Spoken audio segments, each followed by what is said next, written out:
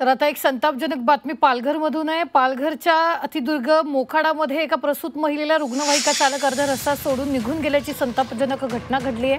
त्यामुळे ओल्या बाळंतिणीला नवजात बाळासह 2 किलोमीटर पायपीट करत घर गाठावे लागले।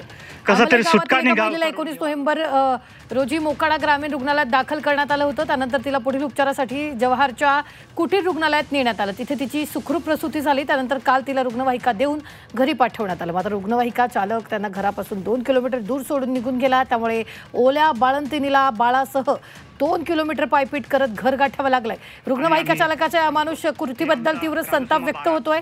तसंच चालकावर कठोर कारवाईची मागणी होतीये। जवाहर मोखाड्यात सध्या बिबट्यांचा वावर आणि हल्ले वाढत असताना अशा पद्धतीने निर्जन स्थळी एका प्रसूती मातेसह तिच्या नवजात बालकाला सोडणं हे प्रकरण धक्कादायक आहे। कसं तर हॉस्पिटलला जाऊन आणि तिकून फिरताना हे असे तगरत आम्हाला होते आणि अर्ध्या रस्त्यामध्ये काही पडलं गेलं।